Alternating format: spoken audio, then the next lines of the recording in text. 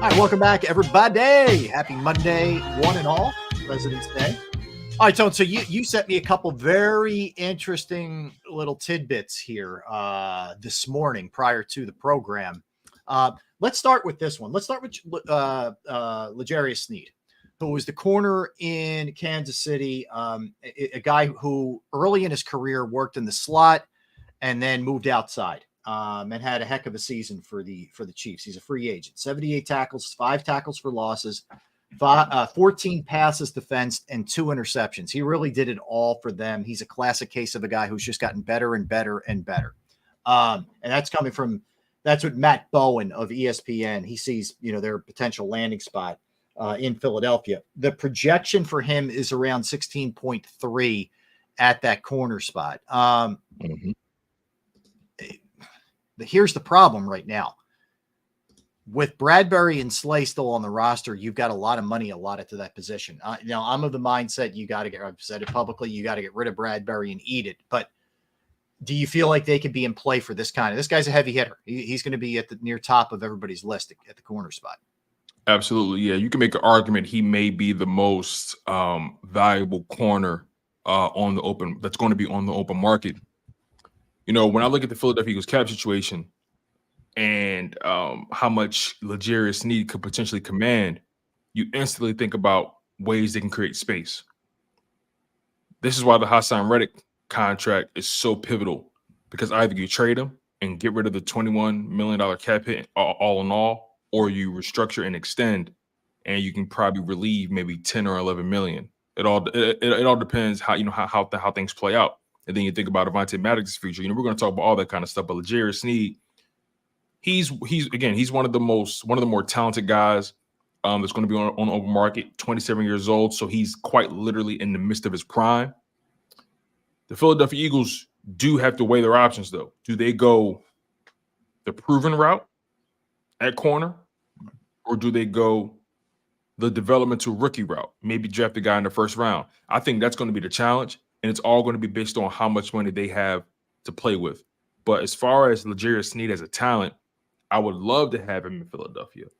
He's proven championship pedigree, back-to-back years winning a Super Bowl. He's played at a high level in both of those games. Played at a high level for the Kansas City Chiefs over the past few seasons. Proven track record of development. I love his measurables. 6'1", 192. He can match up well with most wide receivers, if not all. And he's gutsy. He's confident in what he does. I like guys like that. So overall, bringing in a guy like L'Jarius Sneed definitely would make sense for the Philadelphia Eagles. How would he fit in a Vic Fangio type of situation? I don't see why he wouldn't be able to. But overall, again, are the Philadelphia Eagles going to be able to make this price tag fit under their cap? I think that's the bigger challenge. Yeah, I think it's interesting. I'll tell you the other thing, and Flexen and Stephen throws a good name out there. Jalen Johnson from the Bears. No question how talented that guy is. And they were trying to lock him down prior to the season. They weren't able to do it. It may franchise tag him, honestly. Yeah, that's true. And I believe his paths crossed with Fangio. So there could be some connection there. But I'll tell you the other thing. You mentioned whoever they draft or whatever. They could be counting on the second-year guys. They could maybe feel like they saw enough. I don't love this, but I'm just saying that they saw enough from Keely Ringo or Eli Ricks or whatever that you could just plug those guys in, and they're not going to be as expensive because you're potentially taking the cap hit with Bradbury. I hope that's not what it is, but they could go down that road. You're right. They have guys in that building that they claim to have faith in. Today, my faith isn't the highest because I need to see those guys in extended periods, for longer periods of time against some higher level competition. On the back end of that season, the Eagles were up against Cardinals, the Giants. I mean, everything was kind of falling to shit, to put it plainly. Yeah. And it's kind of hard, like Dave said, it's kind of hard to gauge anybody on what happened on the back end of that season. But when it comes to Keely Ringo, for example, I do like Keely Ringo's measurables. Big guy, he's athletic. I like the athleticism, how aggressive he can be. I like that. But overall, we still don't know what he is in a larger sample size. There's only one way to find out. And this is going to be another challenge, balancing your spending and your drafting with the level of trust you have in the guys you already have on the roster. Yeah. That's going to be another big challenge. They're going to have to take risk in certain places. They're not going to be able to replace every position on this defense. It's just not possible. And most of the guys and every guy that they draft is not going to be a high impact player. If they draft 10 guys and you can get 3 starters out of it, that's a blessing. But again, there's going to be positions on that field where they're saying to themselves, look, we drafted these guys for a reason. They got to play up to the standard. And I think Keely Ringo, Sidney Brown, guys like that fall into that category. So No, I was gonna say, I think those things are tells. Like if you're trading Reddick and you're not making it a huge priority in the draft, they believe Nolan Smith is ready to go. If you're if you don't feel the need to bring in somebody of this caliber, I guess you feel like that means Ringo and Ricks are ready to go. You better be right, because if you're not, there's just not enough talent or proven players on that side of the ball. And they don't have a proven track record of developing corners, That's right, especially during the Hybrid Roseman era. So when you don't have that track record and you're saying to the fan base, you're saying to the national public, hey, we trust Keely Ringo, we trust Eli Ricks. Well, we saw them in various spots throughout the season. They weren't the hottest. No. You know, Ricks, I feel like Ringo put up better film than Ricks, but overall, both of those guys, I put them in the same category in terms of my trust level. So that's the challenge. And I can't say without a shadow of a doubt that they're going to go all in on corner in the draft. I can't say without a shadow of a doubt that they're going to get a corner in free agency. I can't say that. We all know what they should do. We all know that they should take certain risks, but overall, when you're a team that's not known and you're a GM that's not known for drafting well at corner, do you say to yourself, I'm probably better off going free agency this route? Remember, Derrick Slay, free agency. Bradbury, free agency. Even DBs beyond them. Malcolm Jenkins, free agency. Or was it a trade? I can't remember. Rodney McLeod. Over the past several years, their best DBs were outsourced, not homegrown talent. Yeah. Yeah, look, I think it has. I'll tell you the positions they have. I agree with you. Corner's been one. Linebacker, even though we focus on they never take one in the first round, they haven't at least. Well, Davion Taylor was a bust, and we don't know about Nakobe Dean. They were both third rounders, so those two positions are definite. Jory's still out on safety. I think Sidney Brown's going to be good, but Jory's a little bit out as far as that position goes. Right. So yeah, there are some weak spots here, and the way that you overcome not making those same mistakes is to sign somebody or make a trade for somebody. All right, so Sneed is a name to keep in mind. Let's go to the other rumor that's floating out there. Derrick Henry. Derrick Henry comes in and you have your power to go with, actually you don't even have a thunder and a lightning right now. Swift could walk, but this one I'm a little bit leery with, Tone. He's still good for sure. But I just wonder, at what point does a big dude with a lot of mileage on him, when does he hit that wall? I think it's starting to decline. It's not precipitous. It's not a little bit, but I also wonder, what is he going to command at this point in his career on the open market? I'm glad you said that, because prior to today, his annual average estimated by Spot Rack was around $4 or $5 million. That was the estimated. Okay. It's jumped dramatically from that $4 or $5 million spot to about 10.3 million. I'm curious as to why. Something happened. Wow. Yeah, something's changed. Something shifted over the past couple weeks or so when it comes to the running back market. I'm not exactly sure what it is, but his estimated market value jumped nearly $6 million.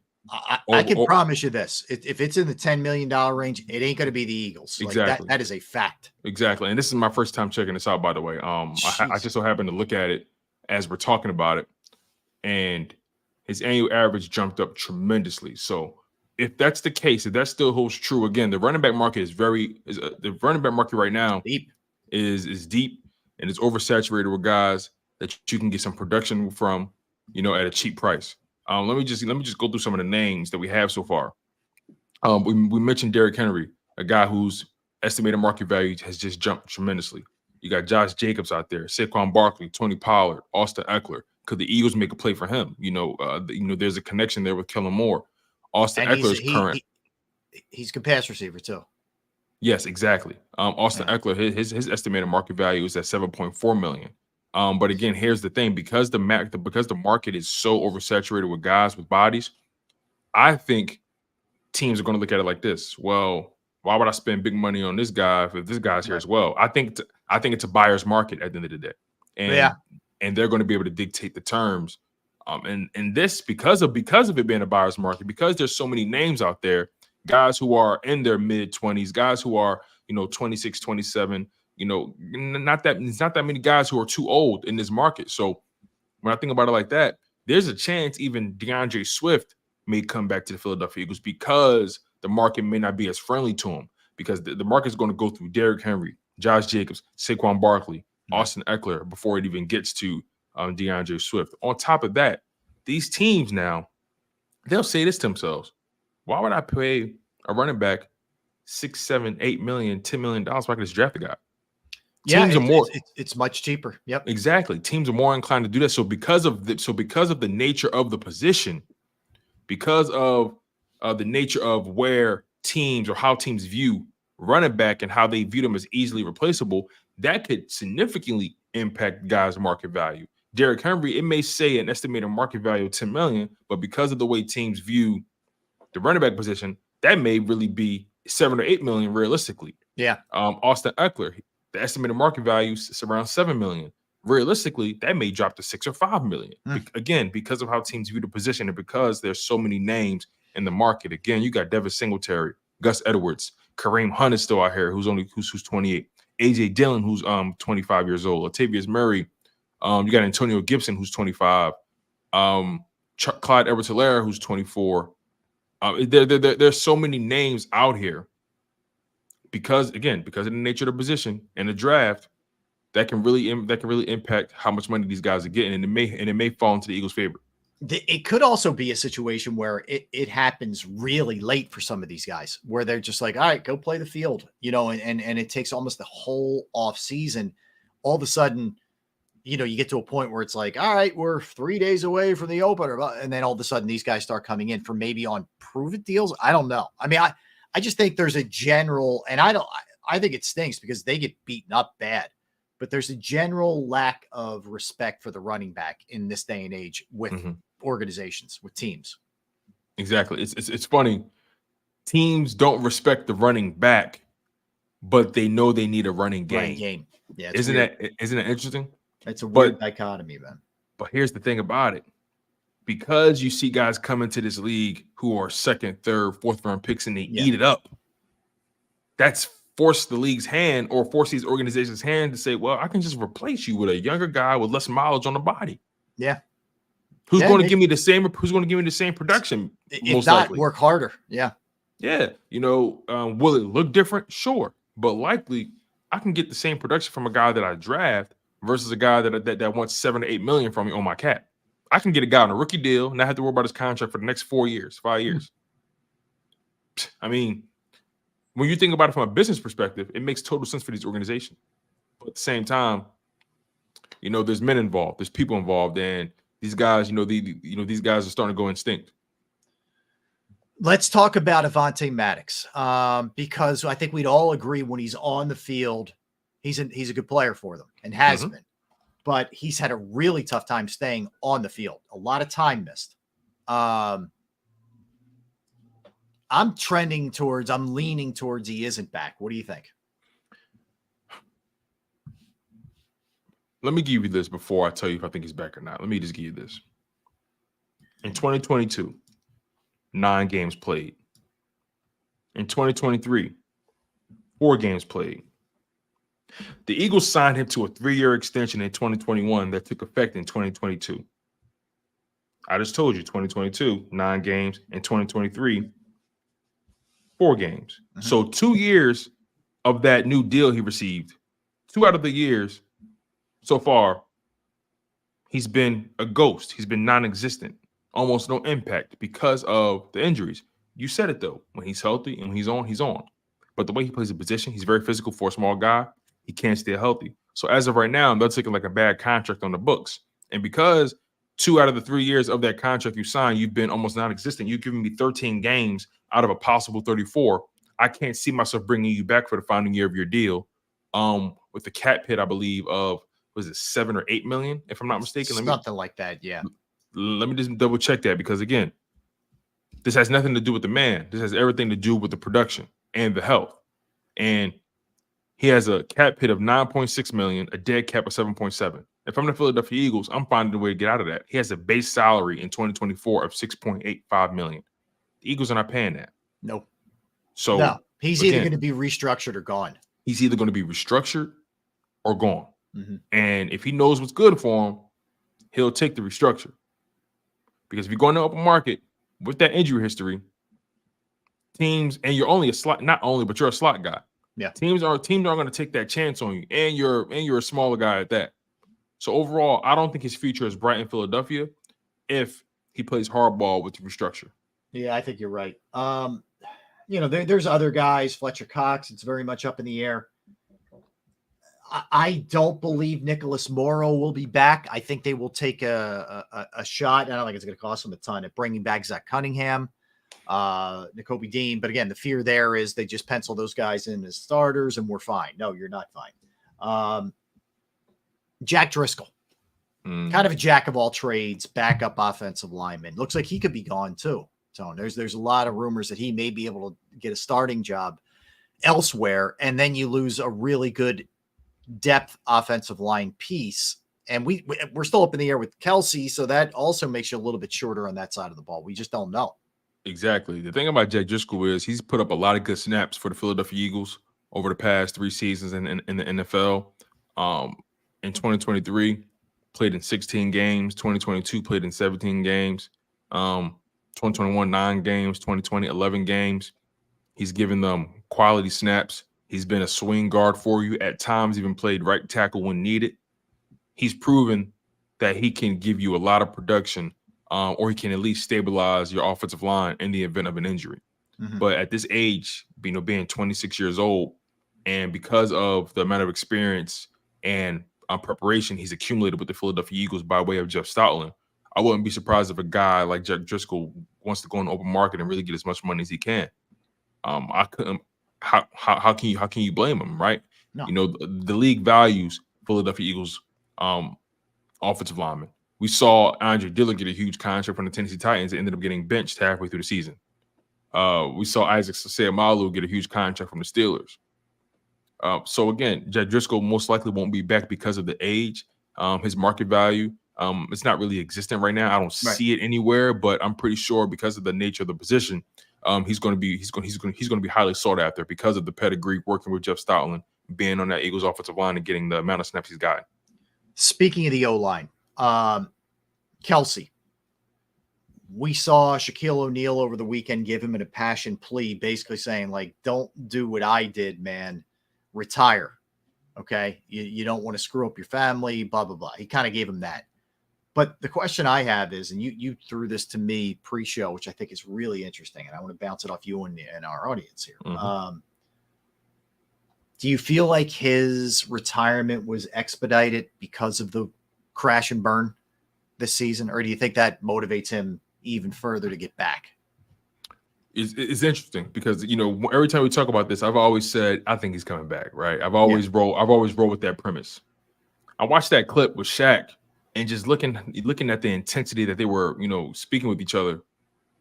And it kind of shook me a little bit. It kind of shifted my opinion ever so slightly.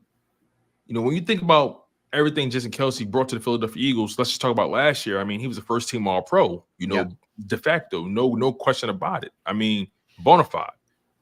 When you think about a guy playing at that level, at that age, you say to yourself, why would he want to walk away? But at the same time, you see how he's been maneuvering, throughout the off season, having the time of his life. You see the conversation he's having with people, And then you think about the way the season went. And, when I sent you that question, it was so strange because the Philadelphia Eagles missed a grand opportunity here. Yeah. It was epic collapse in epic proportions. And I do believe they forced his hand. And again, this is in the event he does retire. Mm-hmm. I think if he does retire, they did force his hand. I firmly believe if there was more stability on the defensive side, if there was more stability in the coaching ranks, I firmly believe it wouldn't be as much of a difficult decision for him. Now, obviously, he has to worry about the family side of it and the health side of it, all that kind of stuff. He's been an Iron Man, but we know he's battled stuff and never said a word about it. But to answer your question plainly, I do believe this epic collapse, the way things ended, probably is going to make his decision a lot easier. Okay. All right. Interesting. All right. The Nicholas Morrow, back or not?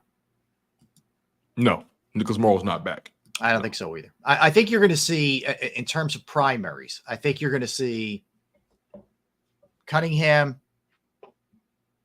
Dean, but I think it would be a big time mistake. I mean, huge mistake if they don't bring somebody in, at least one, to compete with them for that starting spot.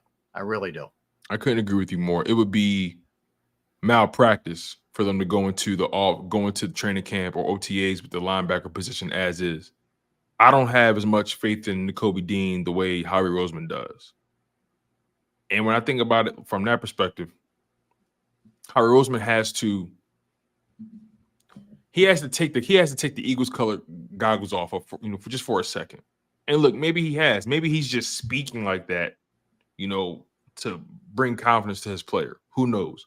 But it's no way he should feel comfortable with that linebacker position, the way it played throughout the season as a whole. It was unstable. It was inconsistent. They were liabilities in coverage. They couldn't stop the run. They struggled with gap control. It was just piss poor all the way around. Yeah. And then when you think about it from the Nakobe Dean perspective strictly, landed on IR twice. Same injury in the same foot. How can I have faith in that? He's only giving you 5 games. And even in those 5 games, we said to ourselves, I don't know what he is. So they can't afford to be piss poor at the linebacker position. They can't afford to go into this offseason and not address those needs. This has to be the offseason of bucking your trend. This has to be the offseason where you say to yourself, okay, we can't keep playing with fire here. This is a clear-cut liability for us. Isn't it funny that the Philadelphia Eagles on offense struggle to utilize the middle of the field? And isn't it also funny that they struggle to defend the middle of the field on defense? Isn't it hilarious? It is. They've ignored the middle of the field way too long. Yet I don't understand what the problem is. On the other side of the ball. I don't know. And I wonder how much of that is the quarterback, how much of that is them. I don't know. One of the $1 million questions, right? I mean, there's so many of these that they're allergic to the numbers. Oh, that's scary, man. It really is. All right. We'll come back. We will hit a bunch of other things here. There was another firing in the NHL or in the NBA. Yeah. We'll get into that. LeBron states where he wants to be the next couple of years. But we got a bunch of other Eagle stuff that we are going to hit you with. So don't go anywhere. That's Tony Shields. I'm Rob Ellis with you on this Monday, President's Day. All right, I'm going to tell you about Pro Action Restoration. If you have a home, you have a business, you have a property that you own, and you go through the pain, the inconvenience of smoke, water, fire damage, Pro Action Restoration is on call 24 hours, 7 days a week to assist. I've gone through it. I've experienced the damage. I had it here at the house, leaked in from one bathroom to another bathroom, took out the ceiling, took out the wall, took out the carpet, cleaned it all out. Basically fixed the problem and handled all the other contracting stuff that needed to be handled. One-stop shopping, okay? They are licensed, bonded, fully insured, serving the tri-state area for more than 2 decades. Pro Action Restoration will work in conjunction with your insurance company. So again, water, fire, smoke damage, mold remediation, you name it, they can handle it. Give them a call, 610-623-3760, 610-623-3760, or online at proactionrestoration.com. That's Pro Action Restoration.